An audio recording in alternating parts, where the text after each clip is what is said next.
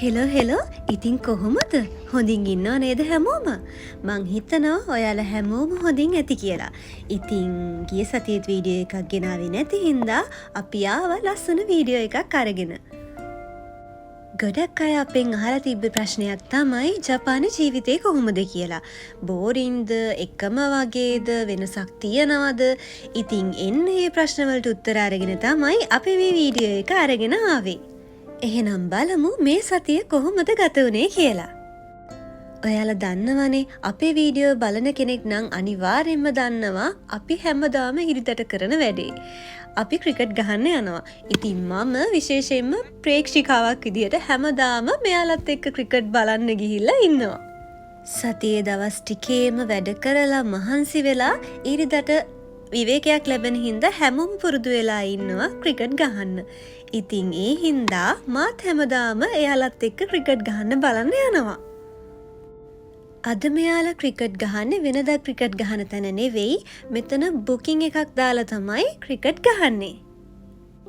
මේ තියෙන්නේ තවත් ලස්සන දවසක්. මේ අපි try කරන්නේ සෂිමි. ඔයාලා අහලා ඇති ජපානයේ ඉන්න අය නම් ගොඩක් දන්නවා. ඉතින් එළියෙන් අපි කන්න ගිය නිසා වීඩියෝ ක්ලිප්ස් ටිකක් ගේන්න හිතුණා ඔයාලට. මොකද ඔයාලත් ඒ කෑම වලට ආස වෙයි කියලා හිතුන නිසා. මේ තියෙන්නේ සීතල කාලේ ජනප්‍රියම කෑමක්. මොත්සුනබේ එකක්.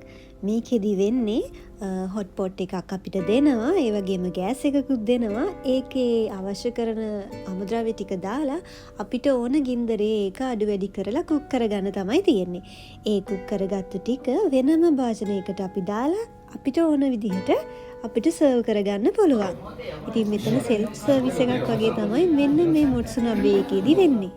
මේ තියෙන්නේ රසම රස කෑමක්. මේක නම් ගොඩක් අය දන්නව ඇති. මේ තමයි තමගොයකි. ඒ කියන්නේ මේක බිත්තර වලින් තමයි හදලා තියෙන්නේ.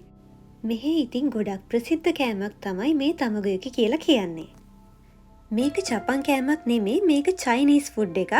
ඉතින් මේක ෆස්ට් ටයිම් තමයි අපි try කළේ. මේකට කියන්නේ බාබු කියලා තමයි එයාලා කිව්වේ. මේකේ තියෙන්නේ චිකනුයි පොටැටෝයි. මේ තියෙන්නේ ටෝෆු. ඉතින් ඔයාලා මේ ෆුඩ් එක ගැන දන්නව ඇති. මේක හරිම ගුණ කෑමක් කියලා තමයි කියන්නේ. රස වෙනස්. ඉතින් ජපානයේ තුල හරිම ප්‍රසිද්ධයි. ඉතින් අපි මේක try කරලා බැලුවා. හැබැයි මේකේ රස නම් ගොඩක් අයට සෙට් වෙන එකක් නැහැ. දැන් නම් තියෙන්නේ අපි හැමෝම දන්න ස්පැගති. අද දවසේ කාපු කෑම වලින් මං ආසම ඩිෂ් එක තමයි මේ ස්පැගති ඩිෂ් එක. ඉතින් අද පෙන්නපු ඩිෂ් වලින් ඔයාගේ ආසම ඩිෂ් එක මොකද්ද? කමෙන්ට් එකක් දාගෙන යන්න බලන්න.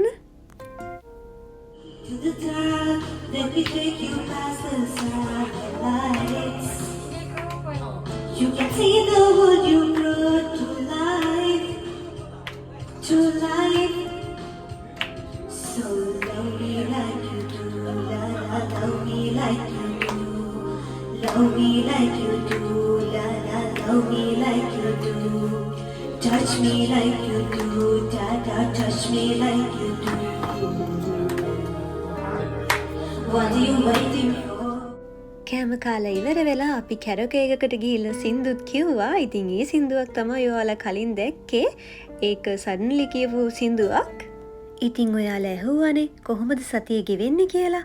ඉතින් මේ තියෙන්නේ මම හැමදාම වැඩට යන පාර. හරිම ලස්සනයි.